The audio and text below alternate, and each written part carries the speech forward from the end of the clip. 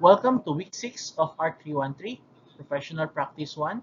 Today's lecture explores Presidential Decree number 957, also known as the Condominium and Subdivision Bias Protective Decree, a cornerstone legal framework in Philippine real estate development.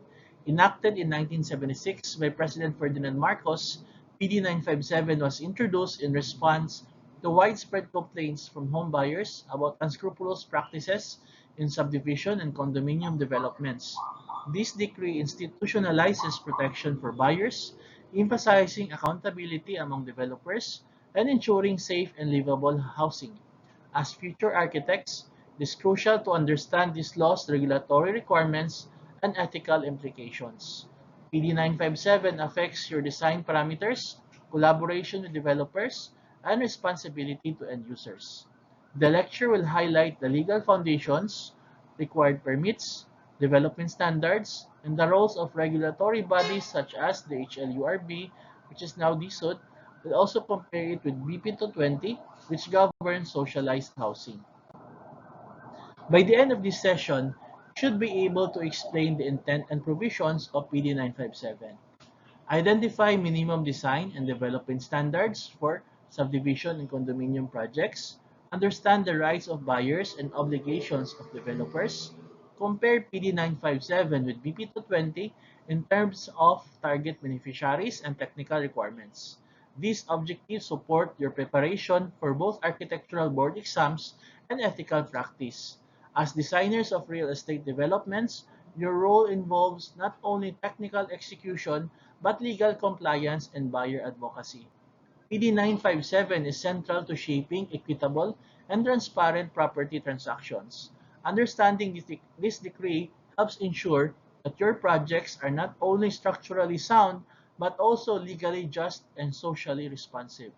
Let's dive into the key provisions and see how this law directly affects your architectural practice and professional accountability. PD 957 was enacted in response to increasing buyer complaints during the 1970s regarding abandoned or substandard housing projects. Many buyers had paid for properties without receiving completed dwellings or basic services, prompting government intervention. The primary objective of the law is to regulate the sale of subdivision lots and condominium units, especially when offered to the public, and to ensure that developers comply with the minimum development standards. PD 957 emphasizes consumer protection, specifically focusing on the rights of buyers and the enforcement mechanisms that the government may use to ensure compliance. It reinforces the principle that real estate development must promote public welfare. It's important to remember that PD 957 is not only a legal instrument but also a policy tool. It seeks to balance commercial activity with social responsibility and is one of the few laws where buyers' rights are prioritized above profit. PD 957 applies to both subdivision developments and condominium projects. These may be residential, commercial, industrial, or mixed use in nature, provided that the property is being offered for sale or lease to the public. A subdivision project involves the division of land into lots for sale or lease, with or without provision for housing. Condominium projects refer to buildings where individual units are sold to buyers, and common areas are jointly owned. The law applies regardless of the project size. Even small-scale developments must register and comply with the decree's requirements. This ensures that buyers are protected across all market segments. PD 957 does not directly apply to raw land sales without subdivision or housing. However, if the intention is to develop and sell individual lots or dwelling units, the project automatically falls under its scope. Before a developer can sell any subdivision lot or condominium unit, they must secure a license to sell from the Department of Human Settlements and Urban Development, or DSUD, formerly HLURB. This ensures that the project complies with applicable laws, development standards, and financial requirements. In addition to the license to sell, Developers are also required to obtain a certificate of registration which certifies them as legitimate business entities authorized to engage in real estate development. These documents must be secured before any marketing, advertising, or selling activity can take place.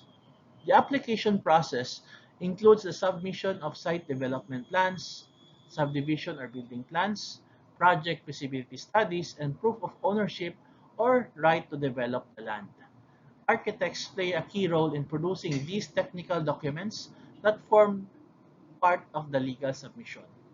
Architects should be cautious in allowing their names to appear on projects that do not meet these legal requirements. Signing and sealing plans for unregistered or non-compliant projects can lead to professional liability and ethical sanctions. PD 957 strictly regulates how real estate developments may be marketed and sold to the public. No advertisement, signboard, or promotional campaign may be launched without prior approval from the regulatory authority. Advertisements must reflect accurate and truthful representations of the property being sold. Misleading information such as false completion dates, overstated amenities, or misrepresented floor areas can lead to suspension or cancellation of the license to sell. Developers must disclose critical project information, including ownership status, development schedule, and compliance certificates. The architect's approved plans must not be materially altered in promotional materials without proper authorization.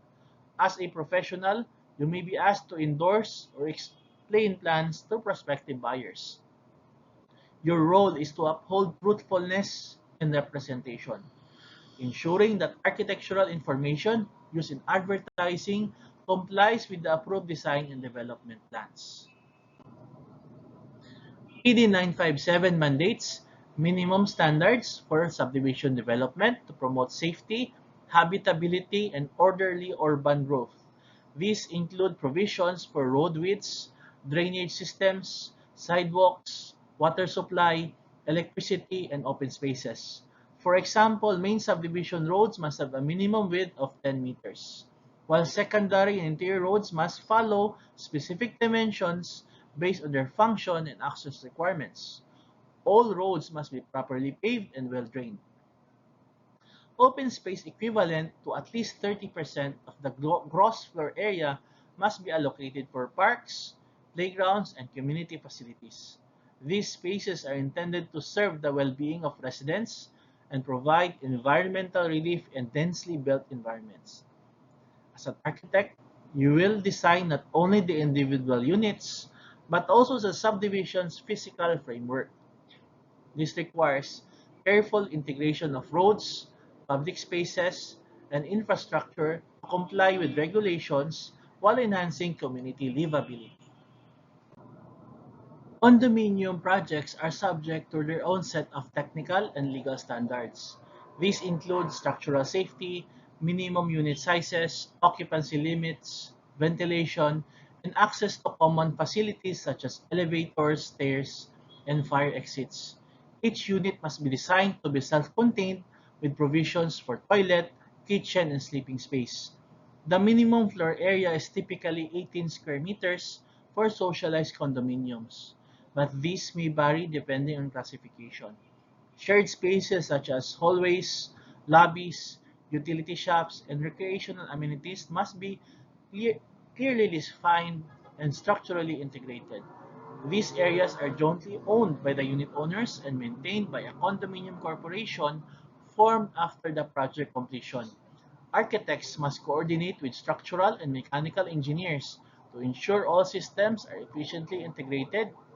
In addition, you must account for fire safety, accessibility, and sanitation in every level of design.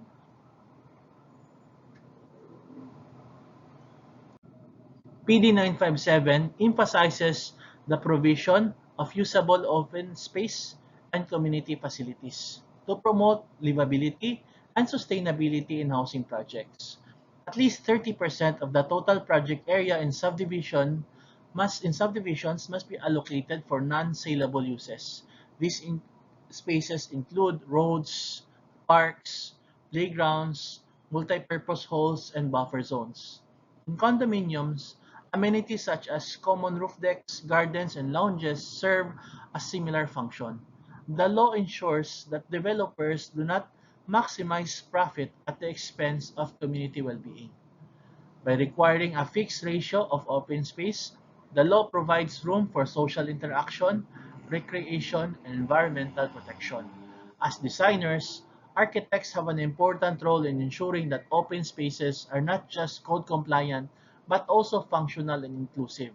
Layout efficiency, accessibility, and safety should guide the design of all shared spaces. Housing developments under PD 957 must be equipped with basic infrastructure for water supply, sewerage, drainage, and electrical distribution. These are critical components for certifying a site as habitable. The developer is responsible for ensuring that all lots or units have access to potable water, whether through a local water district, cooperative system, or deep well. Drainage must be separate from sewage and properly discharged into public outfalls. Electrical distribution must be provided through authorized utility companies. Street lighting must also be installed to enhance security and nighttime usability of public areas. Architects must work with utility engineers to reflect these systems accurately in the plans. Moreover, during planning and zoning, you must account for setbacks, utility corridors, and maintenance access for these essential services. PD 957 specifies minimum road widths for primary, secondary, and service roads within subdivision and condominium developments. These are established to ensure accessibility for emergency vehicles, utility providers, and general circulation. Main roads within subdivisions must be at least 10 meters wide, while interior roads may be reduced to 6.5 to 8 meters, depending on their function and lot density. Cul-de-sacs and turnarounds must have appropriate radii for maneuvering.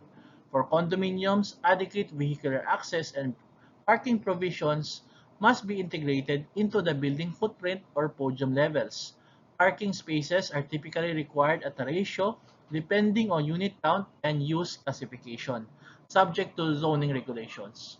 Proper circulation affects not only vehicular flow but also pedestrian safety and community connectivity.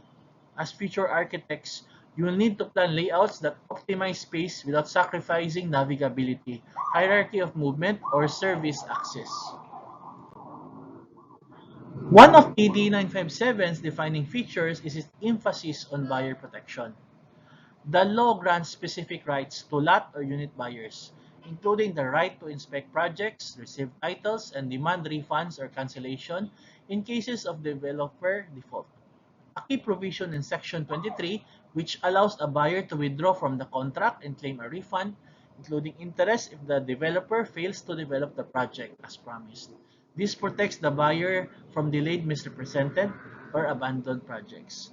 PD 957 also requires developers to provide titles and tax declarations to buyers once full payment is made. Condominium buyers must receive certificate of title for their respective units and shared ownership of common areas. These rights are enforced through the HLURB, which is now DSUD, which acts as a quasi-judicial body for dispute resolution. As professionals, you must understand that protecting buyers is a shared legal and ethical responsibility that extends to your role in plan accuracy and project compliance. The Housing, Land Use, and the Housing and Land Use Regulatory Board, HLURB, which is now integrated into DSUD, is the implementing agency of PD 957. It is tasked with approving permits, monitoring developments, resolving disputes, and enforcing sanctions against violators. HLURB or DSUD conducts regular site inspections to verify that development commitments are fulfilled. If a developer violates the law, such as selling without a license, misrepresenting plans, or failing to deliver utilities, they may be fined, suspended, or blacklisted. These sanctions may also apply to professionals who assist in unlawful practices. Architects, engineers, and planners who submit falsified documents or approve misleading plans may face license suspension or revocation by their PRC accredited boards. Therefore, your professional involvement in a PD 957 project comes with legal obligations. Your design must be accurate, your participation must be ethical, and your documentation must support the public interest and the buyer's rights. PD 957 and BP 220 are often compared due to their overlapping scope in residential development. While PD 957 governs middle to high-income subdivision and condominium developments, BP 220 focuses on economic and socialized housing.